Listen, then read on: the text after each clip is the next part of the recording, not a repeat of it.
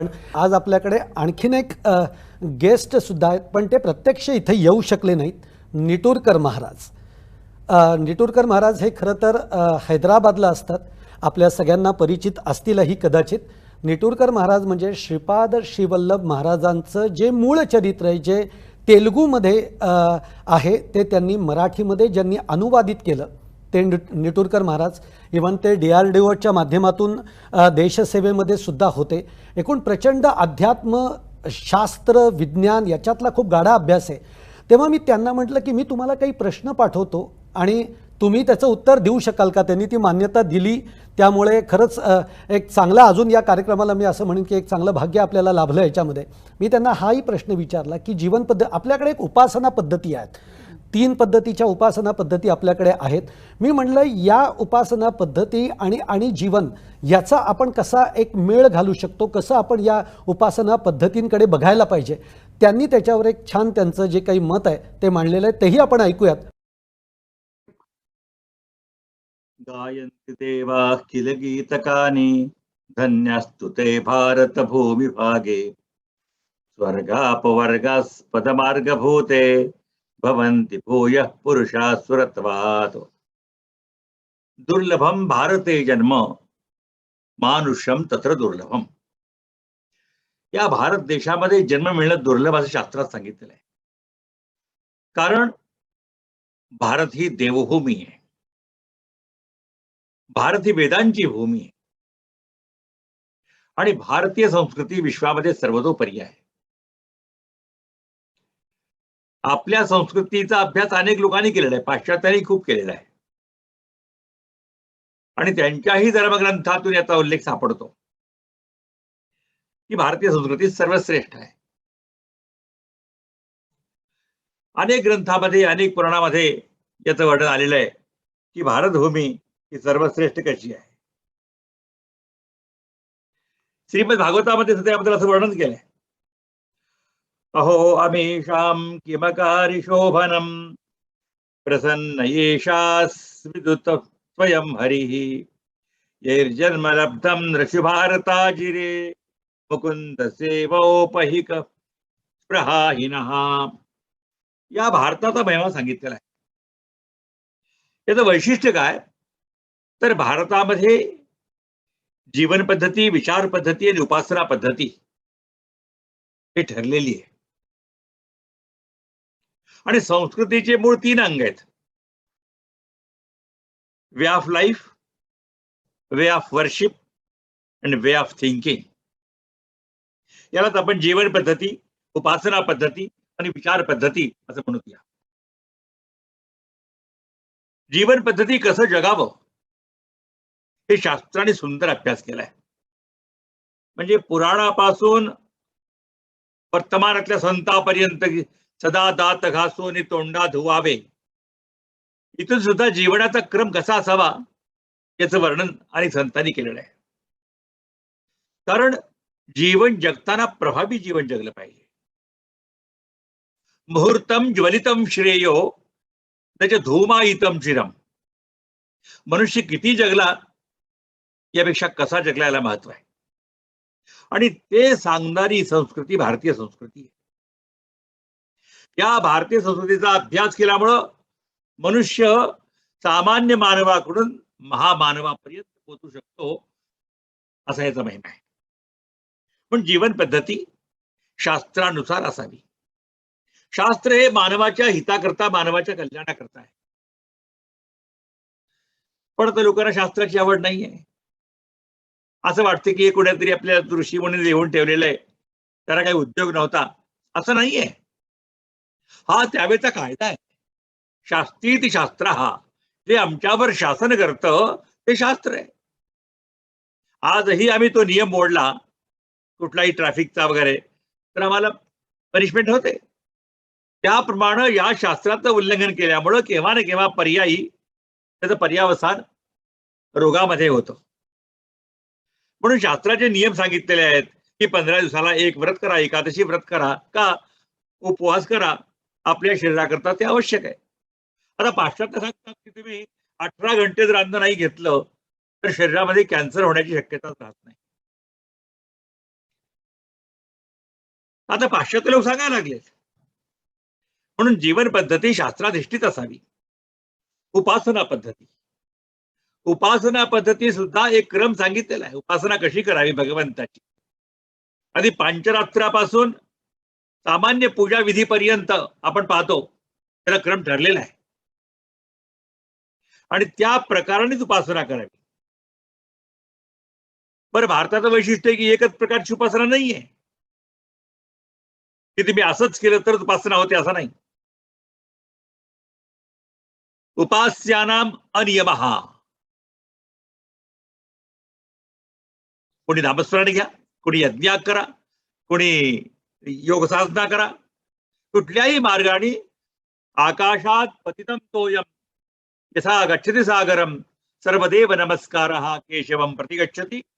पण उपासना कुठल्याही पद्धतीने जरी केली तरी ती लाभदायी ठरते, असा नियम आहे त्याचा. आणि शास्त्र हे केवळ आपलं जीवन सुधारण्याकरता नाहीये, सामाजिक जीवन सुद्धा सुधारण्याकरता आहे. नाना प्रकारचा बोध केलेला आहे. आत्मनः प्रतिकूलानी न परेशान समाचरेत. जी गोष्ट मला आवडत नाही ती इतरासाठी करू नये.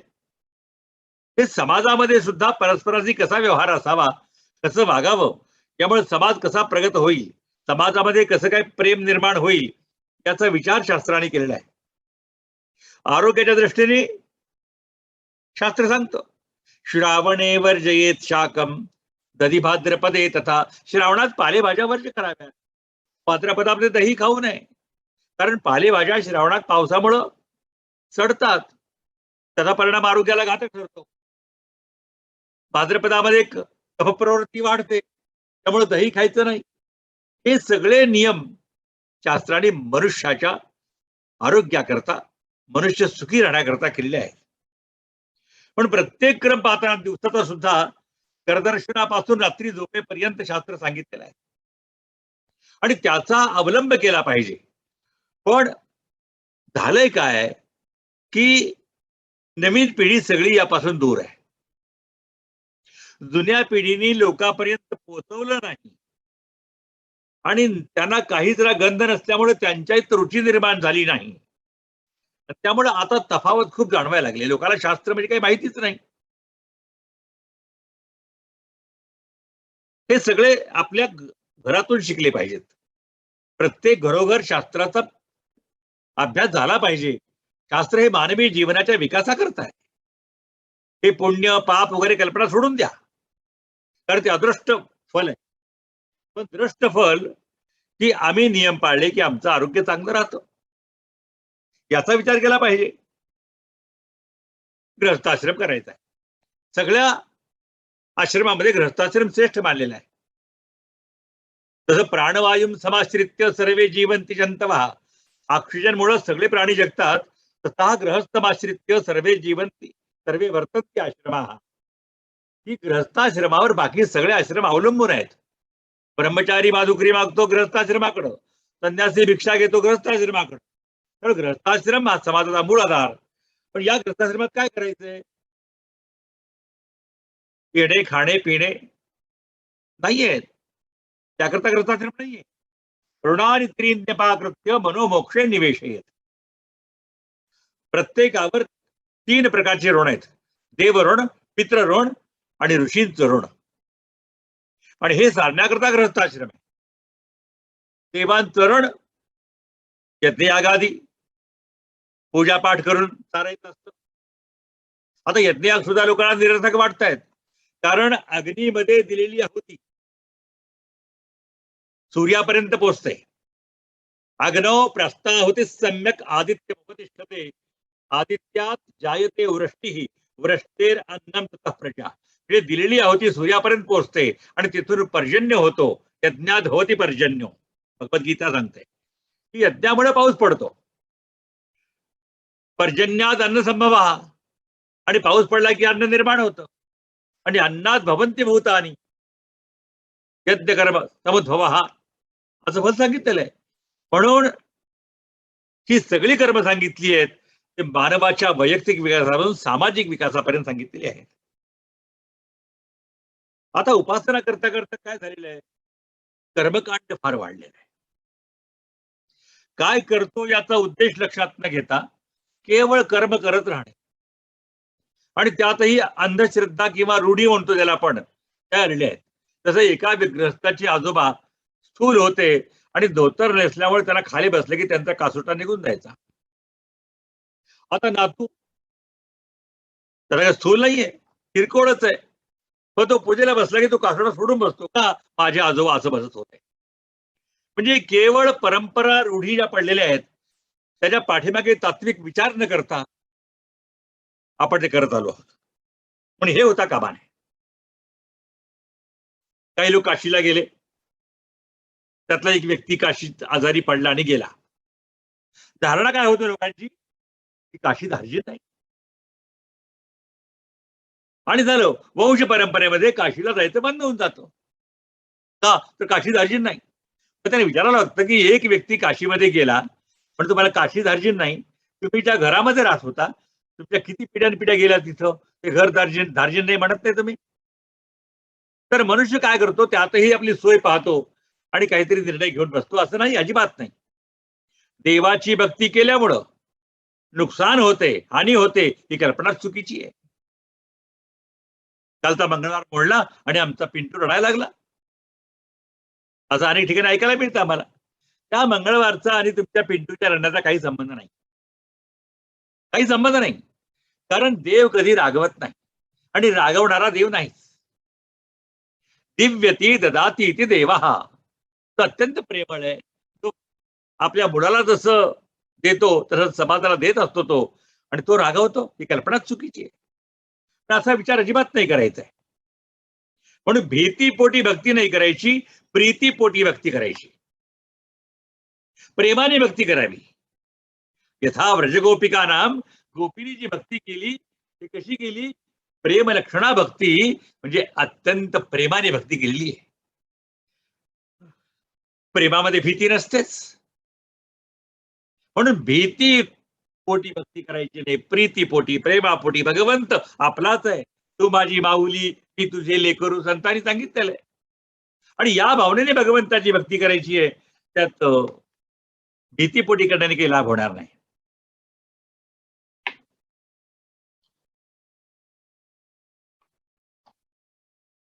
अनेक ठिकाणी बऱ्याचशा गोष्टी अशा पडलेल्या पाहायला मिळतात की महालक्ष्मीचा सण असतो आता, आणि त्या नैवेद्य दाखवला दुसऱ्या दिवशी, अनुराधावर आवाहन, ज्येष्ठावर पूजन, मुळावर विसर्जन. पण त्या अनुराधावर त्या 16 भाज्या काय प्रकार असतील प्रत्येकाच्या परंपरेने तो नैवेद्य दाखवतात, आणि तो नैवेद्य दुसऱ्या दिवशी सकाळपर्यंत ठेवून मग तो जेवायला घेतात. मग त्यातलं अन्न कितीतरी खराब झालेलं असतं. पण सामान्यतः नियम असा आहे, यथा देहे तथा देवे. आमच्यावर जसे उपचार करतो तसेच देवावर करायचे असतात. आपण काही 4-5 तास ताट समोर ठेवून बसत नाही जेवायला. तसंच भगवंतासमोर सुद्धा जेवायला किती वेळ लागतो, तासभर, 1.5 तास समोर ठेवा, नंतर तो प्रसाद घ्यावा. परंतु त्या प्राचीन रूढी अशा पडलेल्या आहेत, नाही नाही देवी रागवेल, अजिबात रागवणार नाही. आणि त्यामुळे काय होतं, आपण त्या ह्याच्यात गुरफटून पडतो. म्हणून भारतामध्ये जर विकास व्हायचा असेल तर बदल केला पाहिजे. हा, सगळं सोडू नका. चेंज विथ कंटिन्युइटी, म्हणजे कंटिन्यू करायचं, बदल करायचा आहे. काय आवश्यक आहे काय नाही, तात्विक दृष्ट्या तर अभ्यास करायचा आहे. कारण आपला धर्म विज्ञान याचा संबंध आहे. विज्ञानच सांगतो धर्म, कल्पित नाहीये. हा विचार करून आपण राष्ट्रोद्धाराकरता प्रयत्न करायचा आहे. यजुर्वेदाच्या 10व्या अध्यायामध्ये एक अनुवाक आहे, त्यामध्ये वृष्ण ऊर्मे रसी राष्ट्रदा राष्ट्रमे देहि स्वाहा, हा जो मंत्र आहे यात राष्ट्राची संकल्पना केली आहे. आमचं राष्ट्र कसं असावं, त्यामध्ये खूप सुंदर आहे, ओजस्वती स राष्ट्रदा. आमचं राष्ट्र ओजस्वती असलं पाहिजे, ओजस्वान असलं पाहिजे. अर्थ आहे तत्त राष्ट्रदा, सगळे समृद्ध असले पाहिजे. असे 3 मंत्रामध्ये हा अनुवाक आहे. त्यात देशाची कशी व्यवस्था असावी, देश कसा असावा याचं वर्णन केलेलं आहे. स्वराज्य प्राप्त झालं, पण स्वराज्य प्राप्त झालं फक्त कागदोपत्री आहे. पण का खरंच प्रत्येक व्यक्ती आपल्या आत्मविश्वासाने स्वतंत्रपणे जगतोय? प्रत्येक व्यक्तीला देशाबद्दल आत्मीयता अशी वाटते? का केवळ आपला स्वार्थ दाबडतो? तर स्वराज्यापेक्षाही सुराज्य आवश्यक आहे. सुराज्याची घडी बसली पाहिजे आणि याकरता प्रत्येक व्यक्ती हा त्यातला अविभाज्य घटक आहे. प्रत्येकाने प्रयत्न केला पाहिजे. त्यानंतर आपल्या पद्धतीमध्ये योगाबद्दलचं महत्व बरंच सांगितलेलं आहे.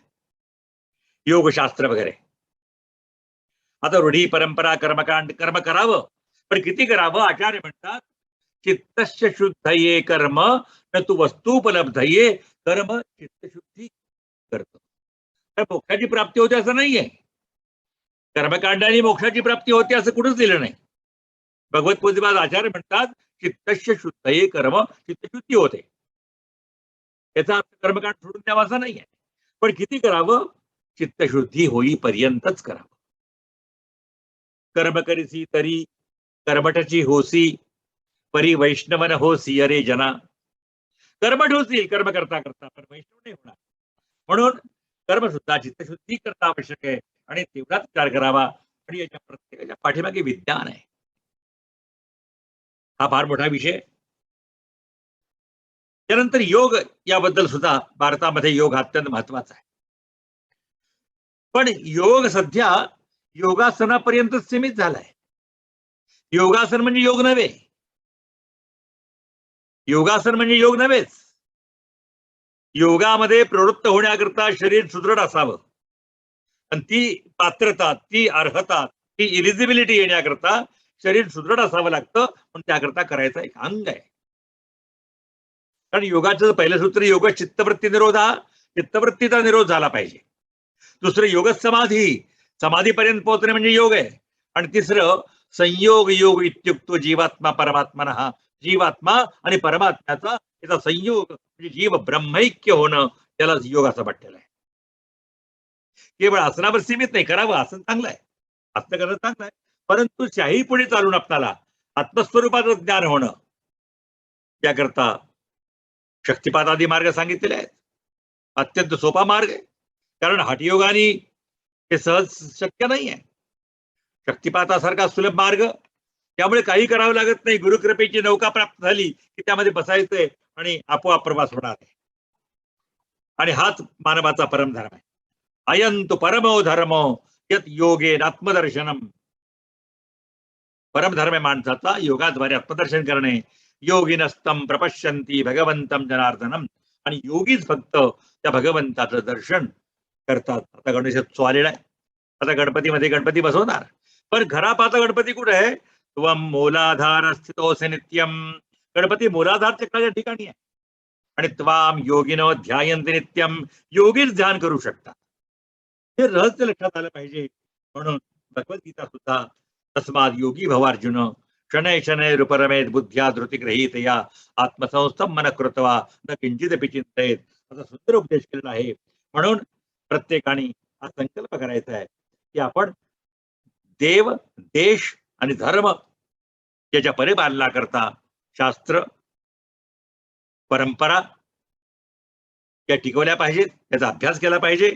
आणि जीवनाचा विकास आपल्या स्वतःचा, आपल्या कुटुंबियाचा, आपल्या ग्रामस्थाचा नव्हे नव्हे संपूर्ण भारतीयांचा, की हा भारत देश हा या जगामध्ये सदैव सूर्याप्रमाणे विलसत राहावा अशी प्रार्थना करायची आणि भगवंत पूर्ण करेल अशी अपेक्षा ठेवतो.